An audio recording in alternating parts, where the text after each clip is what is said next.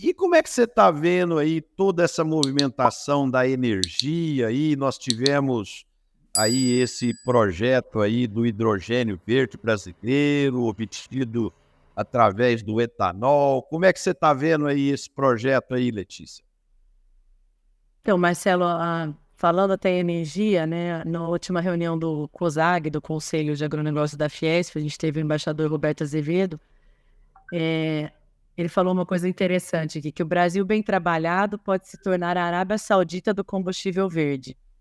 Então, essa transição do mundo verde já é uma realidade, né? E na semana passada foi anunciada que o Brasil terá a primeira estação de hidrogênio à base de etanol do mundo.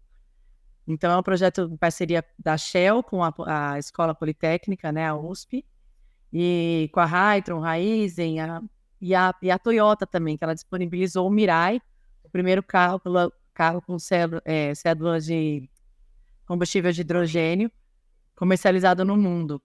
Então, a Shell entrou com investimento de 50 milhões de reais e a Raizen irá ceder o etanol necessário para essa produção. É o carinhosamente chamado hidrogênio verde e amarelo. Então, é Eu mais um tenho. passo que o Brasil tem dado aí para essa economia verde. Eu acho que a gente até ia perguntar e passar também a pergunta aqui para vocês, né? A gente tem a matriz energética mais sustentável do mundo, isso tem sido levado em consideração no exterior, mas o que a gente precisa, né, para poder, igual a gente falou na semana passada, sentar na mesa dos adultos, colocar isso para frente e nos configurar como país do presente, né?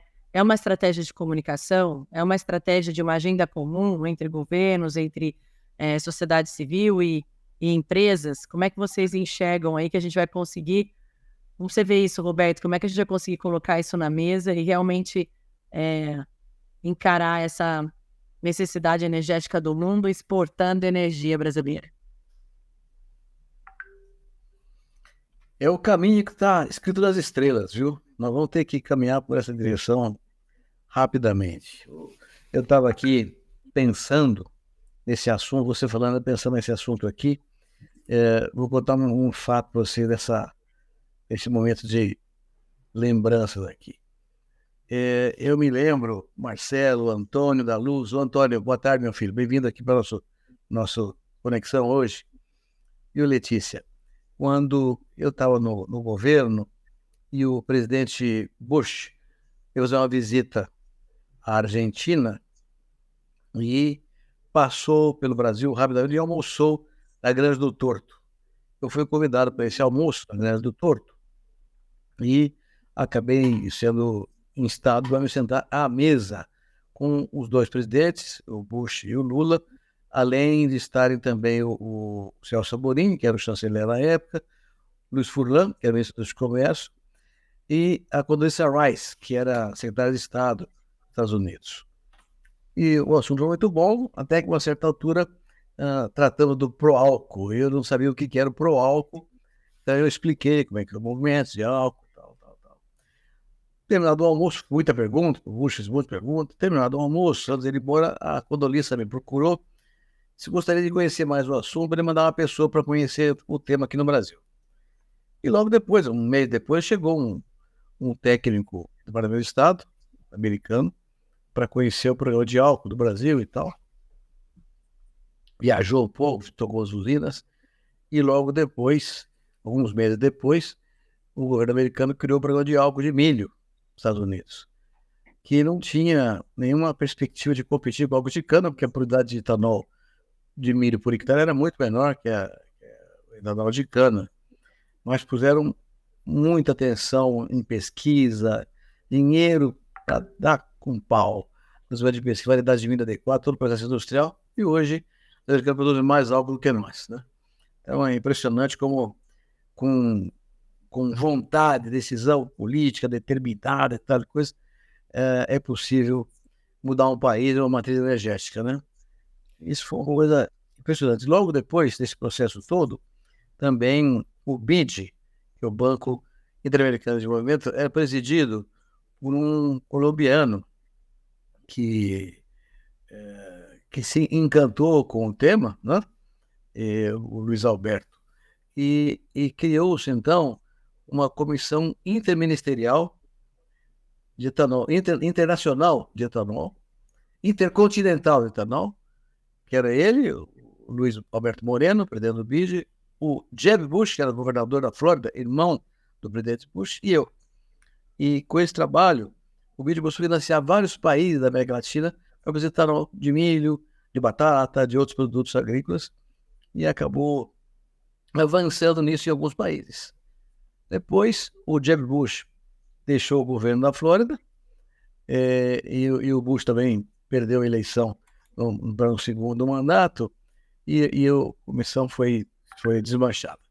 Mas é uma história que tem a ver como foi rapidamente o programa do álcool evoluiu nos Estados Unidos, na América Central também, e que hoje, além do tema que você colocou, que é importantíssimo, do hidrogênio verde a partir do etanol, tem hoje o combustível etanol sendo testado em aviões, na aviação, né? Que um sucesso espetacular e com um horizonte gigantesco, muito positivo a ser implementado. Imagine se em vez de querosene de aviação, o etanol entrar para o combustível de avião, imagine o futuro que tem esse combustível para o mundo inteirinho. Então, os horizontes pela frente são extraordinários. Roberto, eu estava vendo ontem uma entrevista do presidente da BYD, que é uma fábrica, uma montadora de automóveis chinesa que está vindo para o Brasil, que vai comprar do governo baiano a antiga planta da Ford. E o primeiro ponto que ele colocou, que nos carros híbridos, ele faz questão de que o carro híbrido da BYD seja flex para aproveitar o álcool brasileiro, que é um projeto extraordinário que lugar nenhum do mundo tem, né?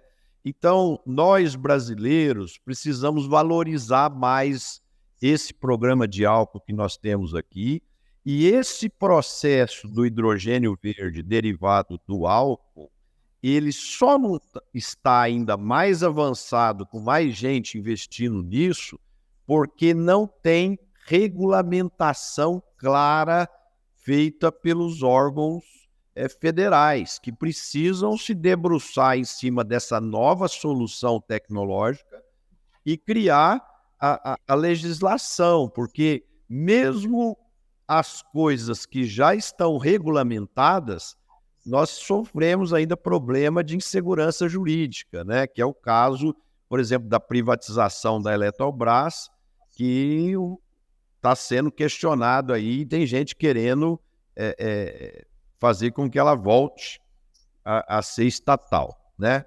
Então, o Brasil precisa compreender que a gente precisa organizar a regulamentação para dar segurança jurídica para que os empresários possam investir em pesquisa, desenvolvimento e aproveitarmos todo esse cenário positivo que nós temos para o nosso país. Marcelo, eu tenho dado uma volta em visitas, né, fazendo parcerias com os grandes institutos de pesquisa no Brasil, por conta do de ouro no material escolar. E assim, a necessidade de investimento, ela é gigante. A redução dos funcionários foi muito grande nos últimos anos. A gente tem pessoas muito competentes fazendo grandes coisas, mas a gente tem que trazer para essas instituições mais investimento, né?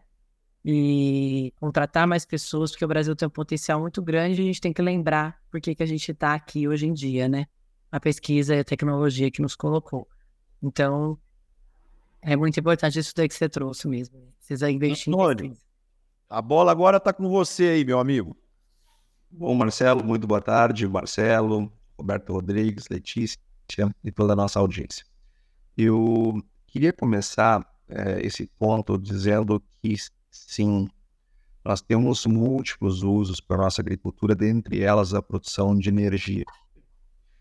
Esse negócio do hidrogênio verde, ele está insano no início, tem muita coisa bacana para acontecer daqui para frente, tem muita pesquisa que vai surgir no Brasil a partir dessa iniciativa que começou agora em São Paulo, e não tenho dúvida que vai se erradicar em vários outros centros de pesquisas brasileiros, porque nós temos a capacidade de gerar essa tecnologia com alta qualidade.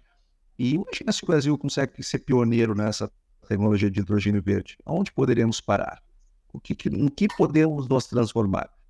Então, é algo absolutamente sedutor, sedutora a ideia de termos um desenvolvimento de hidrogênio verde. E isso conecta muito com o que nós falamos aqui toda hora, que é a conexão do campo e da cidade.